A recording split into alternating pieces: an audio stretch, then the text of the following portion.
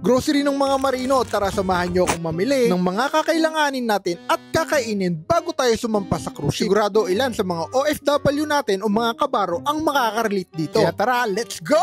Mga kabaro, malapit na nga pala tayong bumalik at magbanat ng bato sa loob ng barko. At dahil 4 na buwan na tayong bakasyon dito sa Pilipinas, kailangan na nating mamalengke bago pa maubos ang budget natin. Alam naman natin ang pagtatrabaho sa ibang bansa ay hindi madali at minsan namimiss talaga natin ang mga pagkain na meron dito sa Pilipinas. Tulad na lang ng mga sabaw, kaya bumili na ako ng sinigang mix. Nagtatanong kayo kung saan ako magluluto at saan ba ako kukuha ng Ricardo sa loob ng barko. Minsan connection na lang yan. At may fresh milk din pala tayong nakita dito. Alam mo bang hindi mo na kailangan yan pag nagtrabaho ka sa cruise ship? Dahil unlimited na po ang fresh milk pag kumakain kayo sa crew mess sa loob ng cruise ship. At sa mga nerbyoso, kailangan nyo po laging magdala ng kape dahil baka hindi nyo matipuhan ang kape sa loob ng cruise ship. May pre-hot water naman sa loob ng crew mess, kaya pwede rin kayo magtimpla ng Milo kung gusto nyo. At ang pinaka-importante at madalas dinadala ng mga crew at sasampa sila ng cruise ship ay ang tinatawag nilang liquid seasoning na magagamit nyo pag natatabangan kayo or kung gusto nyong may lasa ang pagkain nyo. Dahil minsan masarap naman yung ulam, ang problema ay hindi sakto yung lasa. Kaya kanya-kanya na lang diskarte para ganahan kang kumain. Kung gusto mo naman magkaroon ng maraming kaibigan, magdala ka rin ng maraming dilata na mapagsasaluhan nyo ng mga kasabay mo sa loob ng crew mess. Dito sa Pilipinas, hindi mo gaanong pinapansin tong mga dilata na to, pero pag dumating ka ng cruise ship, siguradong famous at pagkakaguluhan ka. Pero biro po, lalo na yung mga matatagal nang nagbabarko. Pag umabot ka ng 3 to 4 to 5 months, magkikrave ka talaga ng mga lutong Pilipino. May nakita nga ako ditong corn beef.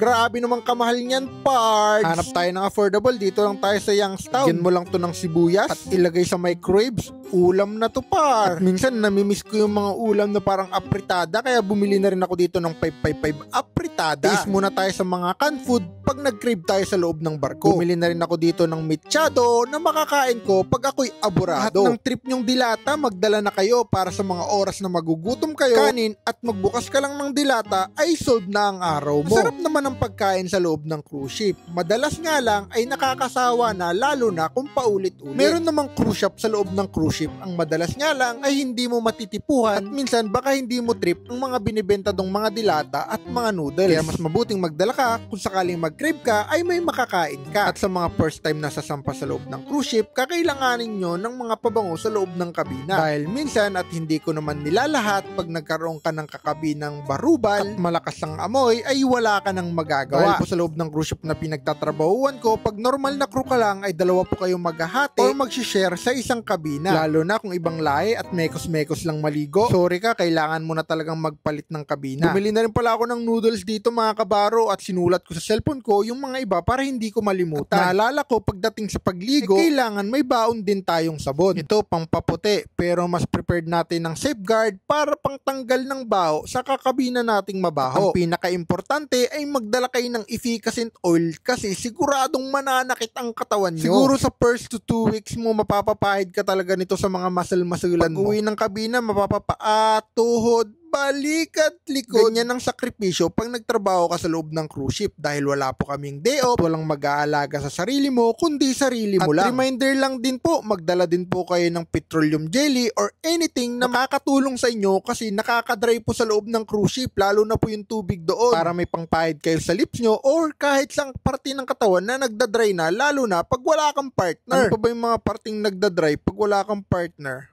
Bahala ka dyan. Paa na laging nagbabasa, kailangan mo rin nito para hindi naman tayo makapirwisyo sa kakabina nating mabango ang paa. Mga kabaro, kaya isipin yung mabuti kung ano yung mga bagay na kakailanganin nyo bago kayo sumampa sa loob ng cruise ship. Magdala din po kayo ng white t-shirt, makapal na medyas at mga bagay na madalas nyong ginagamit sa pang-araw-araw dahil 8 months kayo sa loob ng sa mga ship. Kabaro natin dyan na nagtatrabaho sa loob ng barko, ano ba yung madalas nyong dinadala? Lagi nyong nagagamit at madalas nyong kinakain sa loob ng barko? Comment naman kayo, mga kabaro, para makatulong din tayo sa mga first timer na napapaisip at nalilito kung ano-ano ba ang mga kailangan nilang dalhin bago sila sumampa sa cruise ship. Kaya po sa mga nagbabalak at first timer sumampa sa loob ng cruise ship, wag nyo rin pong kakalimutang bumili ng vitamins na susuporta sa katawan nyo, gamot at pangsakit sa hilo in case na hindi nyo kayanin ang alon at stress na ibibigay ng amo nyo. Kung isa ka rin sa mga nagbabalak magtrabaho sa loob ng cruise ship, pa-follow naman, kaibigan, at pa-share na rin kung may mga natutunan ka sa video ko. At kung may mga katanungan pa po kayo about sa pagtatrabaho sa loob ng cruise ship, i-comment nyo lang po dyan at susubukan po natin sagutin yan sa next video natin. At sa muli, ako nga po pala si Joey, ang kabinitsa sa barko, at sa muli nating pagkikita, paalam!